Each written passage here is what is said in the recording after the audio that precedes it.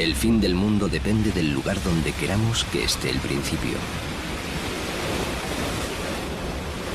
Este promontorio de los celtas nerios, donde los romanos situaron el finis terrae, el fin de la tierra, pudiera ser tanto el fin de un mundo como el principio de otro. El lugar en el que se confunden las nieblas con los presagios y en el que algunos sitúan el inicio de la hermosa y terrible Costa da Morte. Dicen unos que va desde Fisterra hasta la Torre de Hércules. Para otros discurre entre las islas Sisargas y Muros. Podríamos concluir con Torrente Ballester que es una emoción que quizás se deba a la inmensidad de la tierra o a la infinita levedad del alma. Porque esta esquina del mundo es una esquina del alma donde van a nacer las ilusiones y cantan los poetas como José Ángel Valente. Polos meus ollos romeiros, paxaros buscan a mar, barco de neuvas insomnes, acouga mar terminal.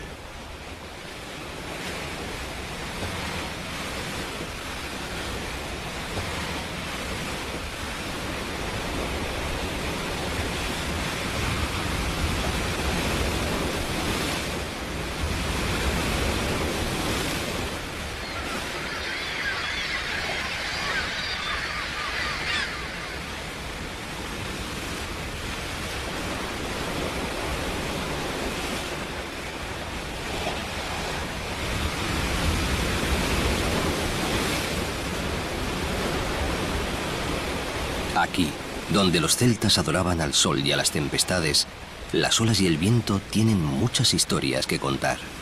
Que este era el Mar Tenebrorum, desde donde los celtas partieron a buscar el paraíso, donde adoraban al sol y a las tempestades. Que esta es la tierra de las tormentas. Tormentas en el mar y tormentas en el corazón de los hombres y mujeres que por aquí han pasado. O cómo el Petoncinho y la Centola han destrozado en trágicos naufragios a naves de todo tamaño y nacionalidad que seguían un rumbo equivocado, o que nada podían hacer en su lucha contra los caprichos de un Atlántico embravecido.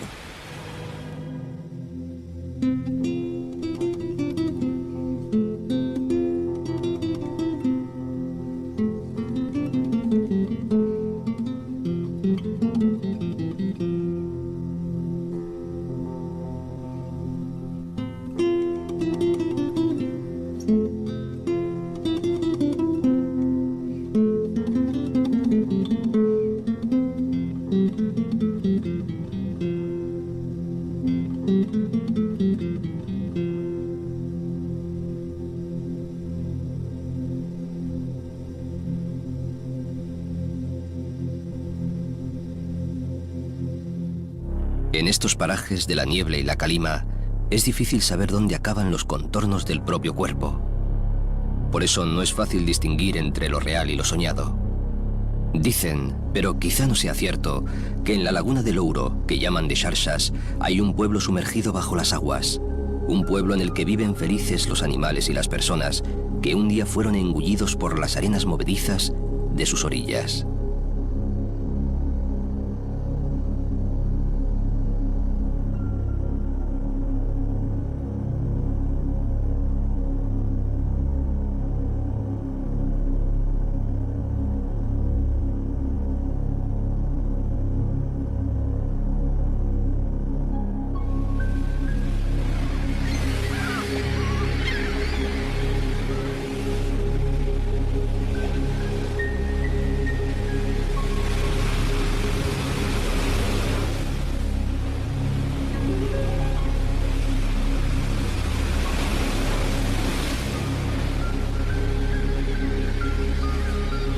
En Carnota, las dunas de su playa alcanzan los 7 kilómetros de longitud. Presume de tener la mayor piscifactoría de rodaballo del mundo.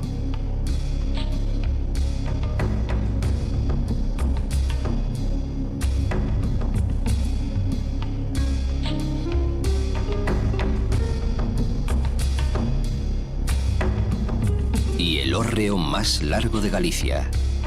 Mide más de 34 metros y está sostenido sobre pilares de cantería.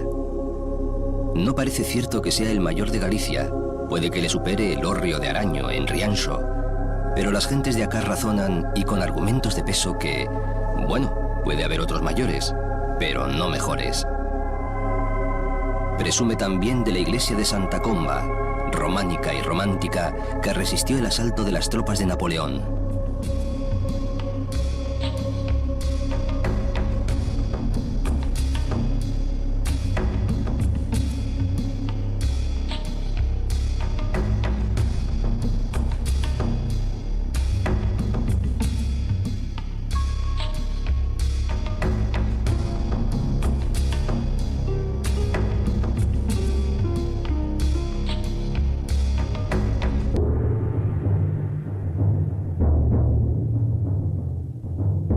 Si los griegos tenían su mítico monte Olimpo, los gallegos, por no ser menos, tienen el monte Pindo, que se entrega bruscamente al mar en uno de los paisajes más impresionantes de esta geografía. Las cumbres se supusieron también habitadas por dioses, y más tarde, bastante más tarde, por maquis. ¿Acaso no son los dioses los guerrilleros de lo imposible? Si antaño la coronaban deidades antiguas, cuyos nombres hemos olvidado, tras la última guerra española fue escondite al lado de los del monte, los guerrilleros republicanos. Así en el cielo como en el agua. Igual que el monte Pindo se eleva hacia el cielo, la más espectacular cascada de Galicia se hundía hacia lo más profundo del Atlántico en un pozo de 16 metros de profundidad. Era la cascada de Ézaro, por donde el río Sayas llegaba de Dumbría y se hundía en el Averno. Hoy en día, la magia solo puede contemplarse en algunas fechas señaladas. El misterio se ha convertido en energía eléctrica.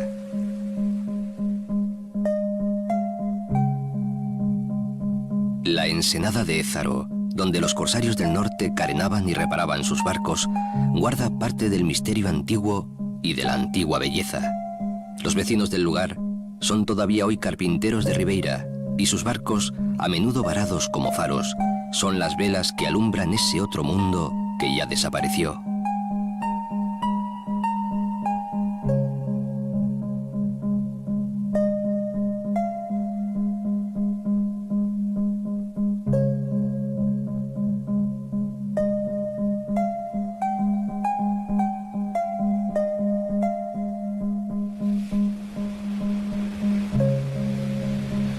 Igual que desapareció bajo las aguas de la playa de Gures, la bella Helena, mujer del capitán del Gran Liverpool, encallado en sus bajos.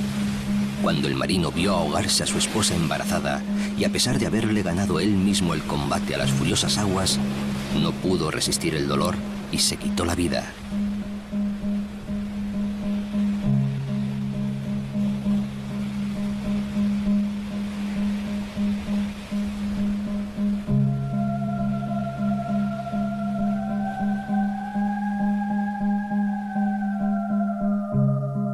La villa de Cee, fecunda factoría ballenera, consagrada antes a la búsqueda de los monstruos marinos, vive ahora de los monstruos modernos, como el petróleo y los hidrocarburos, que salen de sus aguas como si fueran el vómito negro de una gran ballena de antaño.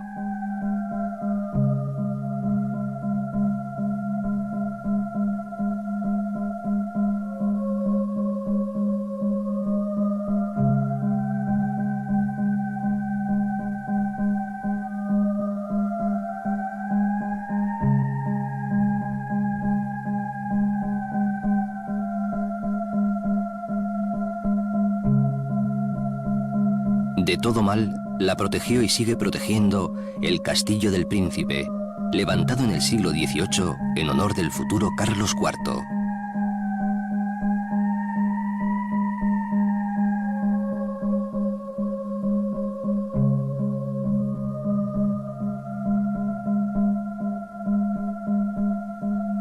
Los señores de Traba y sus sucesores, los Moscoso, llegaron hasta Venecia partiendo de Corcubión. Con su rico comercio en la Edad Media, pudieron sufragar la construcción de un hospital de peregrinos para acoger a aquellos que tras visitar al apóstol en Santiago querían llegar hasta el Finisterre y poder contar cabalmente a su regreso que habían visto el fin de las tierras conocidas.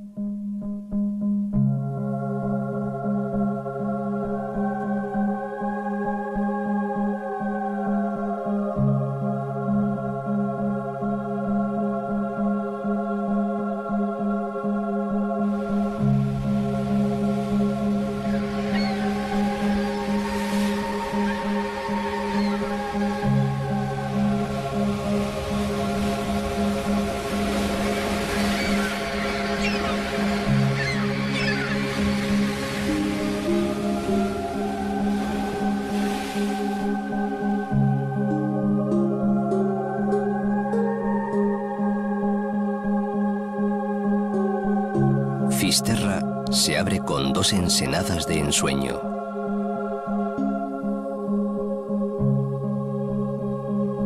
En la parroquia de San Vicente de Duyo, bajo la playa de Rostro, dicen que se encuentran los restos de la antigua ciudad de Dugium, la gran capital de los Nerios, el pueblo celta que dominaba el poniente de la Costa da Morte. Como la Atlántida, la ciudad, que había atraído sobre sí la ira de los antiguos dioses, fue destruida por las aguas embravecidas y sepultada bajo ellas. Los estudios geológicos y arqueológicos confirman la existencia de un importante núcleo prehistórico de palafitos y la casi certeza de un desastre natural. Una nueva ciudad, ignorante quizá de su espléndido pasado, guarda la tierra de los naufragios del esplendor del poniente, más allá del Cabo da Nave, el poniente más poniente de toda Galicia.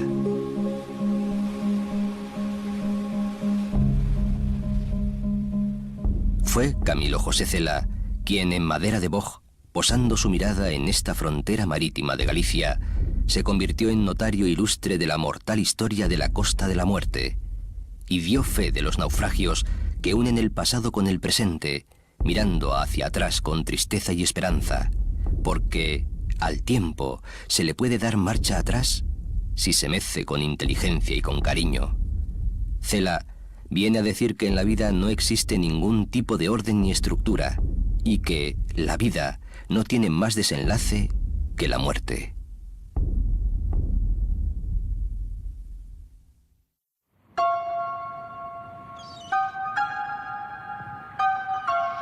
No solo de belleza vive el hombre, pero en Fisterra casi se podría vivir.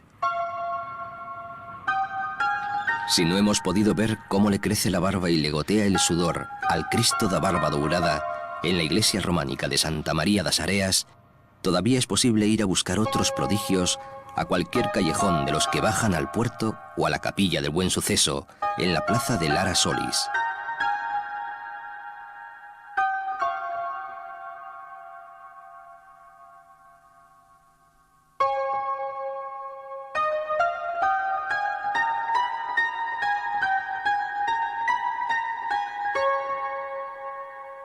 Quizá tengamos la suerte de ver llegar otro barco fantasma, como cuando los lugareños vieron el famoso Turret, navegando sin tripulación, hasta venir a dar sus entrañas al desguace de Fisterra.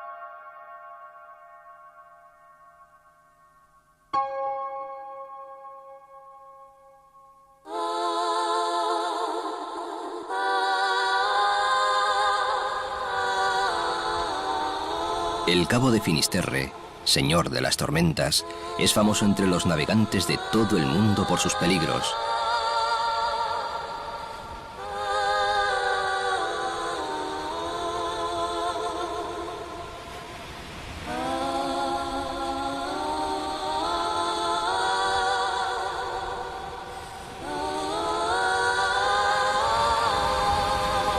El Petonciño y la Centola han conocido los naufragios más trágicos. Bastaba un simple error de navegación, y a veces ni siquiera eso. Tan solo el capricho del dios del mar Atlántico, enfadado una vez más, con o sin motivo, con los hombres.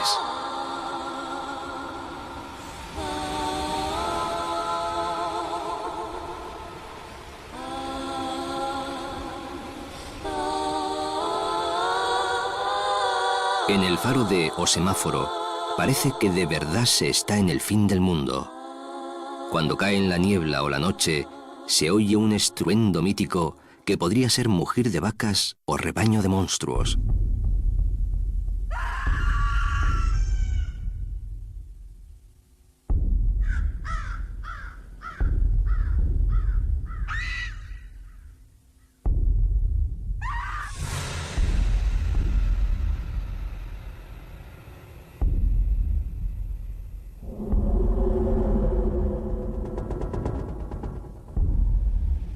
La niebla creció en el corazón de los romanos, llenándolos de terror. Aquí mismo, el general 10º Junio Bruto, el Galaico, el primer romano en pisar esta tierra gallega, se espantó al ver cómo el mar engullía al sol.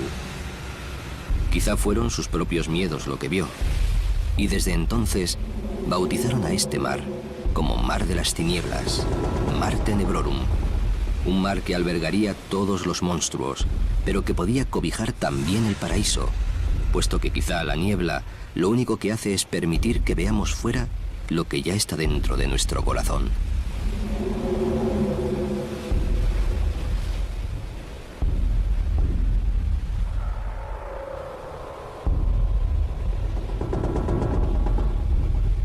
Quizá por esto, aquí han venido siempre los peregrinos. ¿Quién querría perderse, después de adorar al apóstol, la oportunidad de ver el fin de las tierras, de imaginar lo que hay más allá de este mundo y sus limitaciones?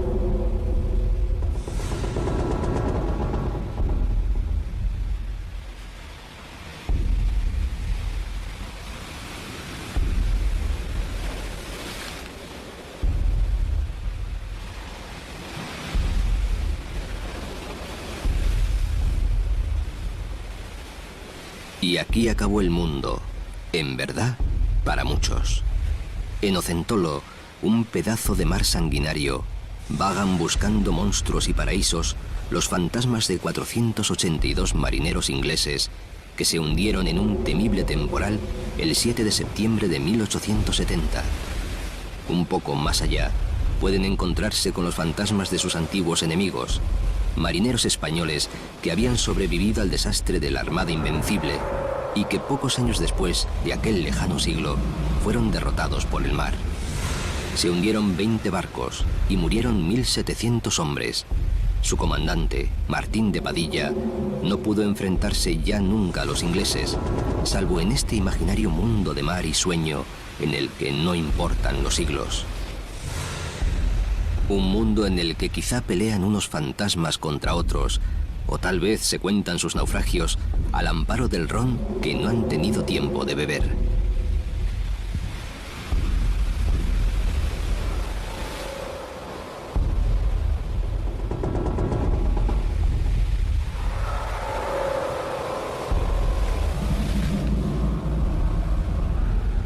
Tan cruel es este mar que los lugareños le desean que se case, por ver si la dulzura del lecho suaviza sus aguas. Mar de rostro, si te casaras, te ablandaras.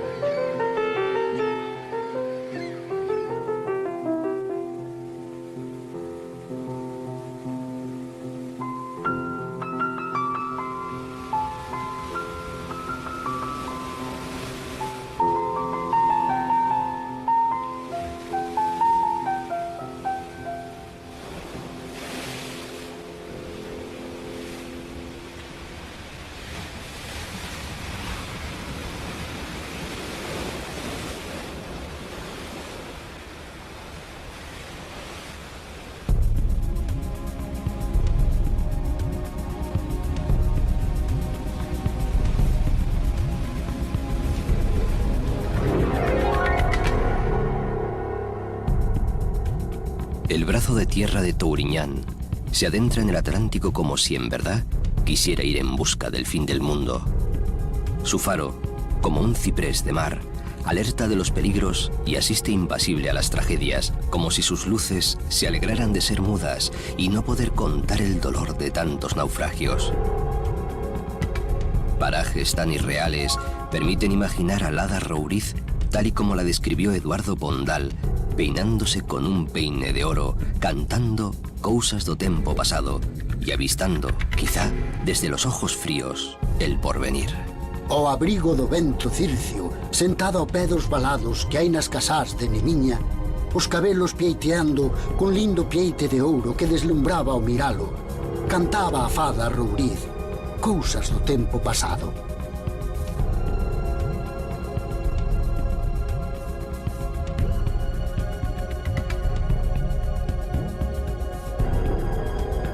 Muxía nació como fundación del monasterio de Moraime en el siglo XII. Destruida por los normandos y más tarde por los piratas sajones, fue restaurado gracias a una donación de Alfonso V, rey de Galicia, que vivió en este lugar durante su niñez y ya no pudo olvidarlo. Decía Rosalía de Castro: Ramo de froles parece, muxía das altas penas, con tanta rosa espallada, naquela branca ribeira, con tanto carabeliño que reloxean tras areas.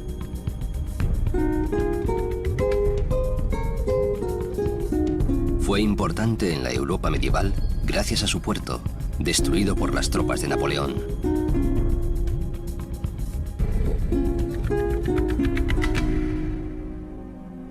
El santuario de Nosa Señora da Barca es el más antiguo de Galicia y quizás el más importante.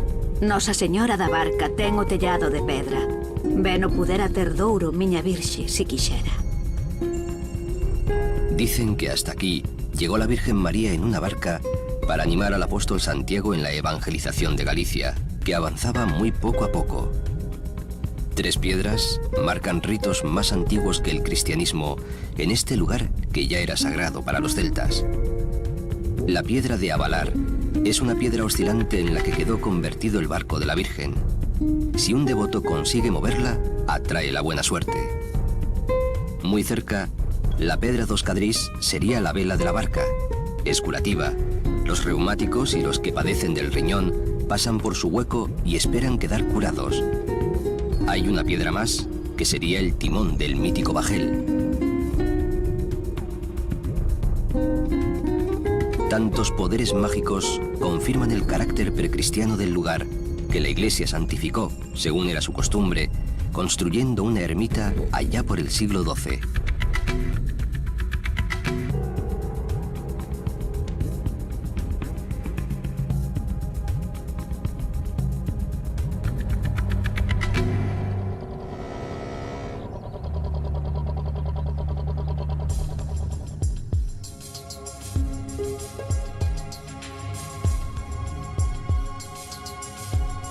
Ponte do Porto, hogar de curas, reyes y guerreros, a orillas del Río Grande, al fondo de la ría de Camariñas, donde se mezcla el agua dulce con la salada del mar de Soneira.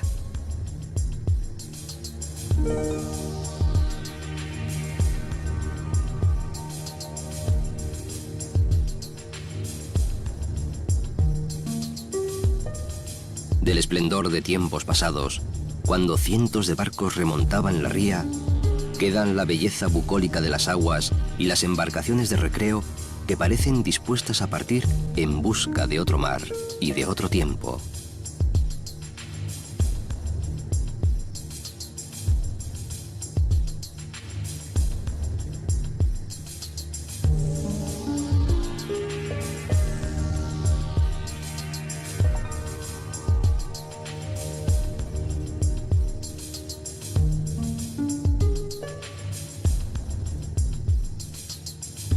Camariñas presume ante el océano con el trabajo incesante de las palilleiras, las más de 200 artesanas que trabajan el encaje, convirtiendo la villa en el lugar del mundo donde más personas bordan.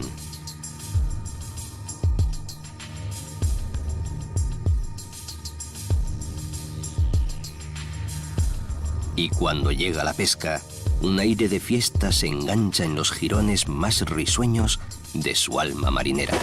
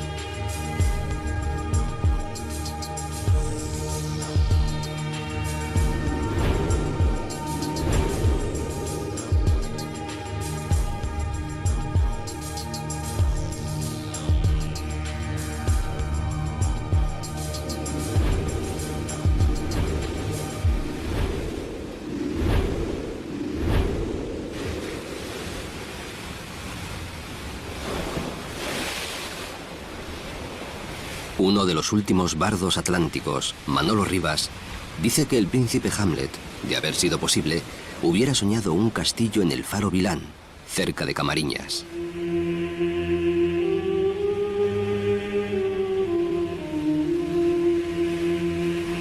Aseguran que no hay faro en Galicia cuya luz llegue más lejos que la de Vilán.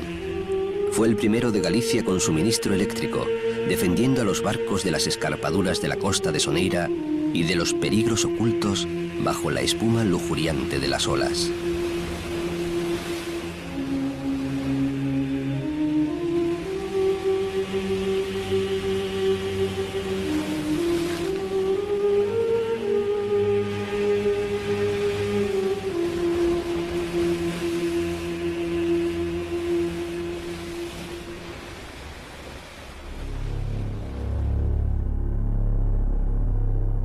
En el lugar donde se asentaron los vikingos en la Edad Media, al borde de los acantilados y playas de la Sierra de la Peña Forsada, están las míticas parroquias de Arou y Camelle. Camelle fue la capital del dolor, el lugar donde convivían los náufragos con los representantes de las compañías de seguros, el personal de aduanas y los cónsules de varios países. La leyenda negra relacionaba el altísimo número de naufragios en la Costa da Morte con la práctica de la piratería de tierra, que es una realidad histórica. Actuaron en las tierras celtas de Bretaña, Irlanda, Cornualles, Gales y Galicia. Colocaban antorchas en los cuernos de las vacas para desorientar a los barcos, algunos de los cuales naufragaban y esparcían por la costa el botín de preciadas mercancías. Nunca se ha podido demostrar que esta piratería se practicara por aquí. En cambio, sí está bien documentado el arrojo, el valor y la solidaridad de los habitantes de la Costa da Morte, que en muchas ocasiones llegaron a arriesgar sus vidas para socorrer a los náufragos.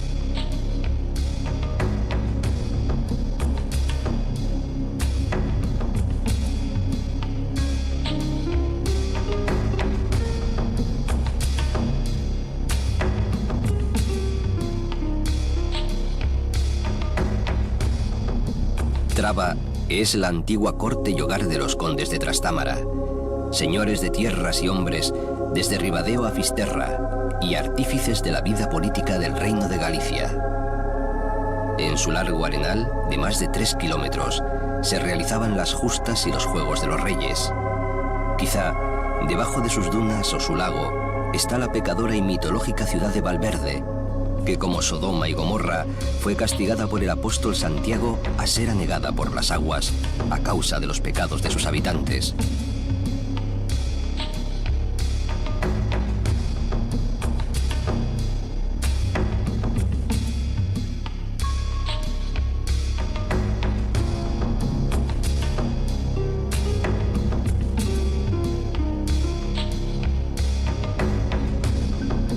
En los escarpados penedos y entre las rocas, con formas de animales, podrían estar aquellas aras donde Plinio y Ptolomeo describen sacrificios rituales.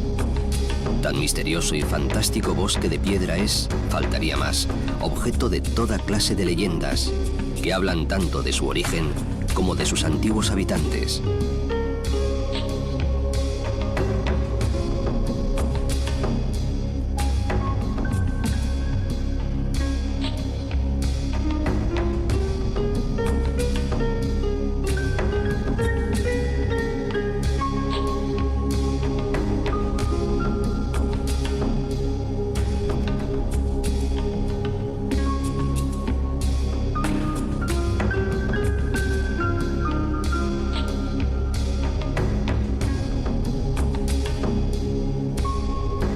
Desde Traba, la salida al mar más próxima para los poderosos señores de las tierras ártabras era Laxe, antiguo puerto pesquero y hogar de comerciantes.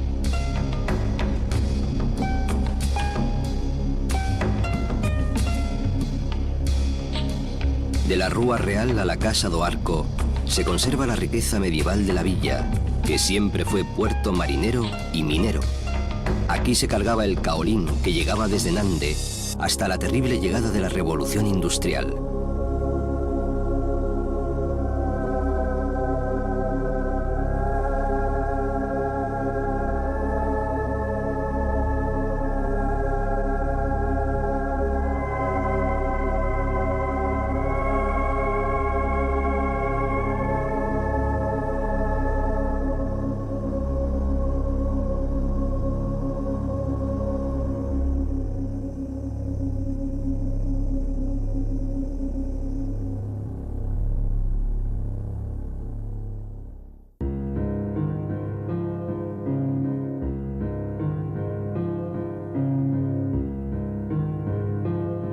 Hay que llegar a Ponteceso y visitar la casa natal del bardo de Bergantiños, figura excelsa del resurgimiento gallego, junto con Rosalía y Curros Enríquez.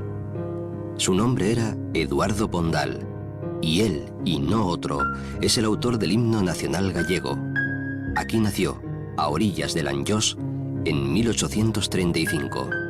Eu nacín en agreste soedade. Eu nacín cabo dun agreste outeiro. Para onde o Anllóns, con nobre maxestade, camiña ao seu destino derradeiro. Eu non nacín en vila nin ciudade, mas lonxe do seu ruído lisonxeiro. Eu nacín cabo de pinal espeso. Eu nacín na pequena Ponteceso.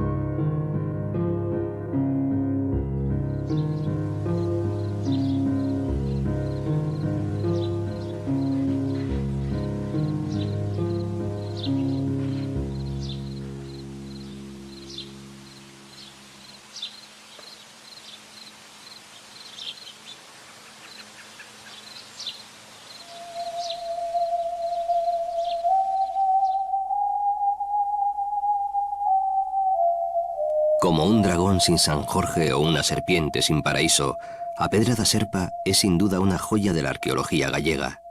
Al grabado prerromano de la serpiente, para evitar tentaciones paganas, se le impuso una cruz de piedra que la aplasta como si la hubiesen matado para siempre.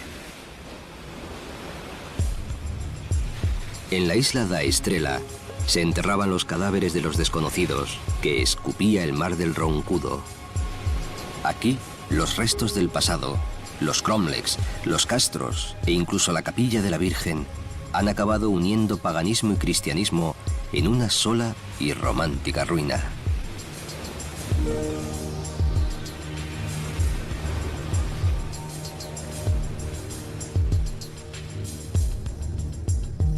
Corme, la capital mundial del percebe, se asienta en otro de los más emblemáticos cabos de la Costa da Morte, el salvaje Roncudo.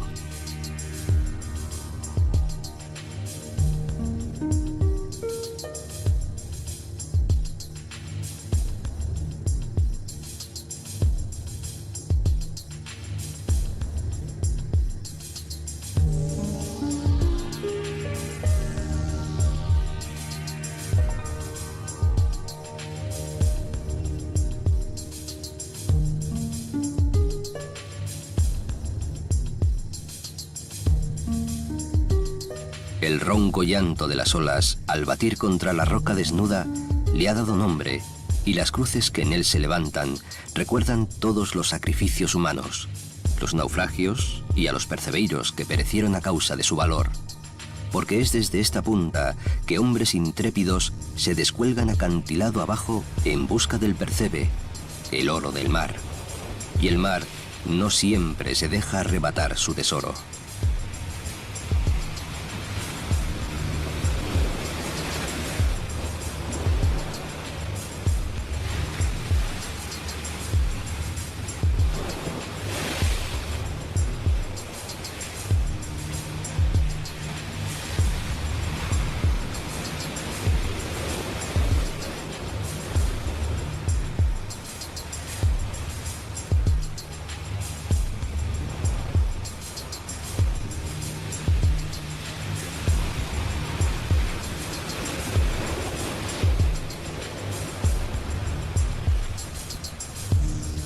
Junto a Barizo y Mens, el monte Nariga sigue rindiendo culto al buen percebe.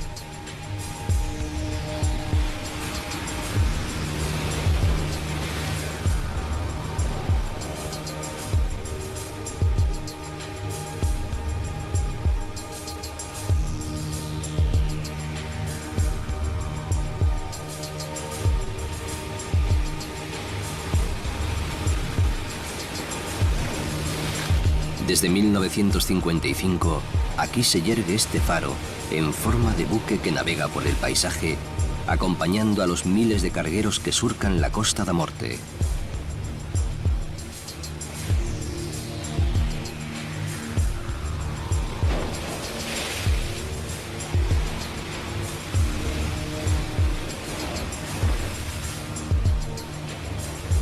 Desde estas tierras, el clan de los Moscoso de Altamira ejerció su poder sobre el norte de Bergantiños.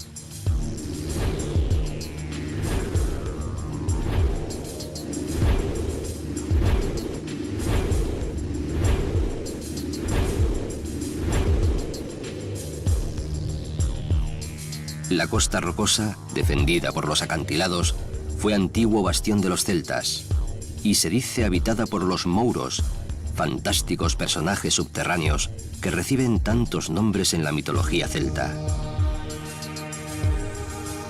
Por el cabo de Santo Adrián se ven las aves de paso que por miles vuelan hacia las Sisargas. A Eduardo Pondal, el bardo de Bergantiños, se le fue el corazón tras ellas. E van en ringleira gritando e voando en demanda das illas Sisargas. Eu noto reparo. Ah, quen fora como elas tan libre. Libre, como las islas Sisargas, islas desiertas a una milla del cabo de Santo Adrián, frente a Malpica. Ocupadas hoy por las gaviotas, los cormoranes y el farero, que durante 15 días seguidos tiene que permanecer en la isla. Sin embargo, antaño, las tres islas, la Grande, la Chica, Malante y sus islotes, estaban poblados por hombres y mujeres que no temían ni a los corsarios ni a las tormentas.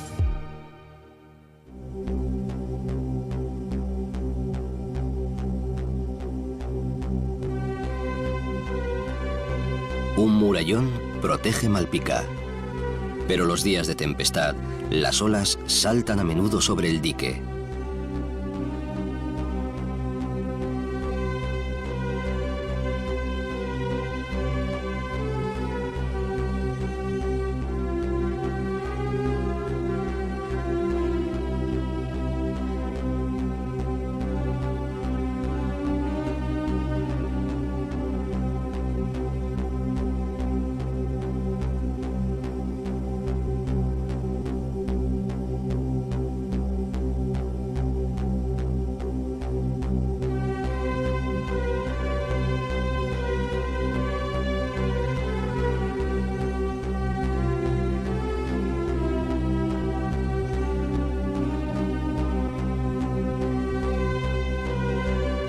El mar de Malpica es famoso por sus enfados. Es agua que ruge como un león. La propia villa es como un barco a punto de zarpar. No en vano dicen que antes era una isla que se iba arrimando a buen puerto hasta hacerse tierra firme.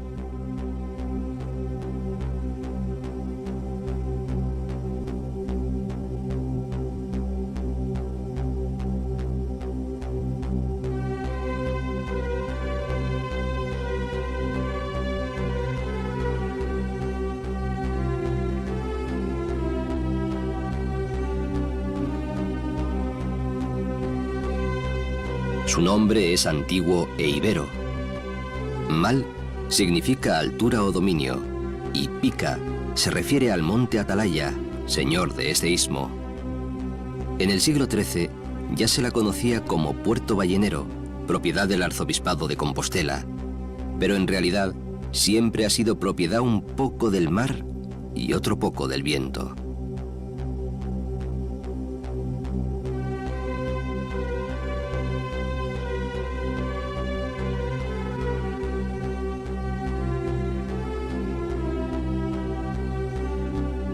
Caión, en las tierras de Caracha, ya era citada por el licenciado Molina en el siglo XVI como famoso puerto ballenero. Las ballenas varadas descargaban en su pequeña ensenada sus tesoros de aceite y huesos. En nuestros días, Caión vive mirando a La Coruña.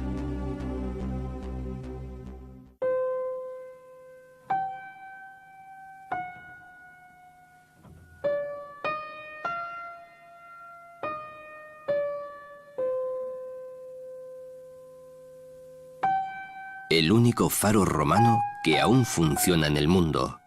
El legendario Faro de Hércules, símbolo de Coruña y de Galicia, levantado, según Alfonso X el Sabio, sobre la cabeza enterrada de Gerión, muerto por el mitológico héroe. Por entonces señalaba el emplazamiento de Brigantium, la ciudad de los Ártabros.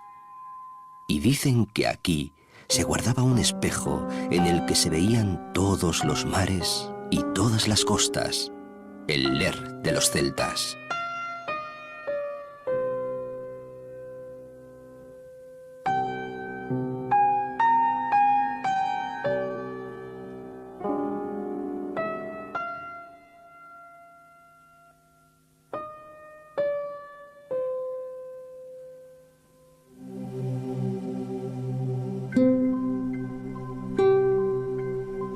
El faro era lo último que veían muchos gallegos al partir para América y lo primero que veían al regresar.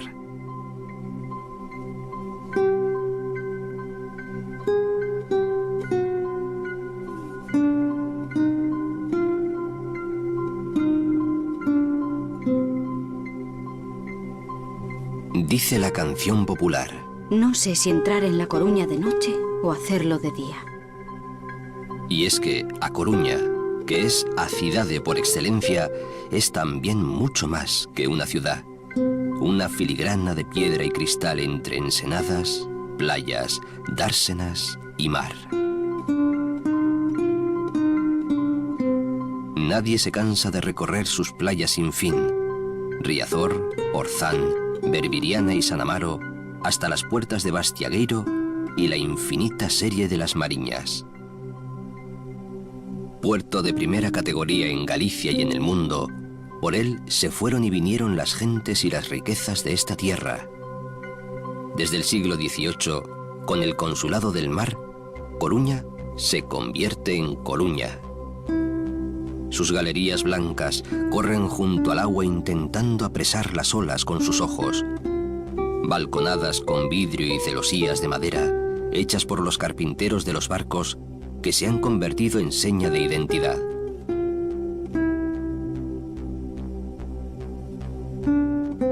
Mucho se ha dicho y más se ha escrito sobre A Coruña y nada es suficiente. Emilia Pardo Bazán, la señora condesa, retrató La Coruña de fin de siglo en una novela, La Tribuna, igual que Clarín descubrió el Oviedo de la Regenta, si acaso con más cariño. Y llamó al bello Jardín de San Carlos, construido entre las murallas medievales, el pequeño square de mi barrio. Hoy su casa es la Real Academia Gallega.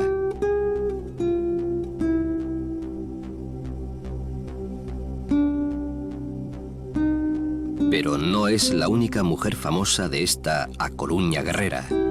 María Pita, la heroína que batió al pirata Drake y los ingleses, es otra de las coruñesas más queridas.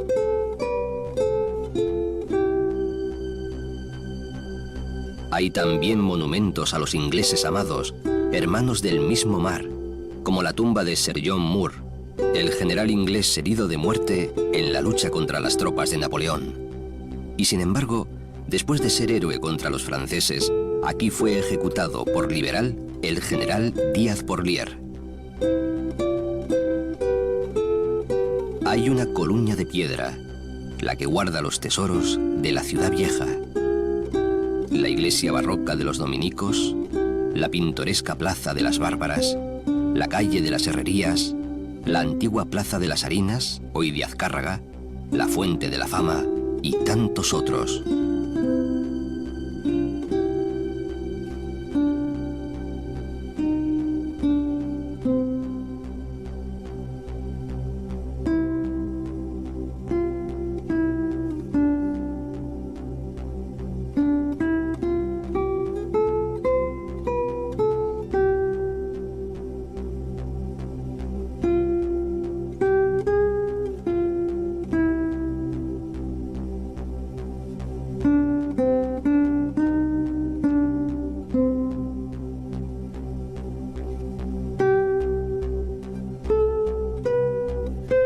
Y hay otra Coruña de agua y de cielo, hija de Hércules, pero sobre todo, hija del mar.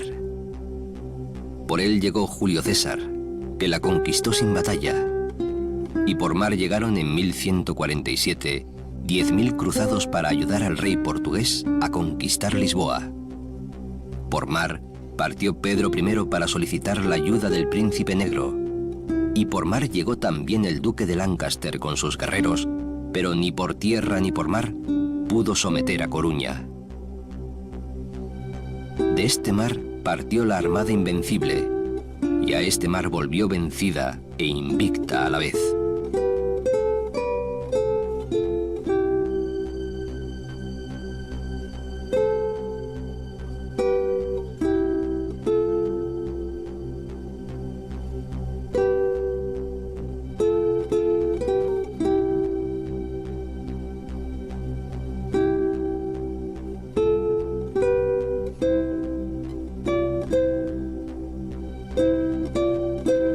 A Coruña es el puerto por donde tantos gallegos partieron a América y por donde siempre soñaron volver.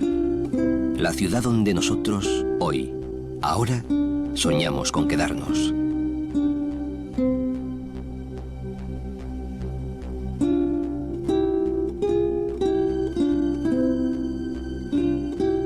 Dicen que no solo de belleza vive el hombre, pero en Galicia casi se podría vivir.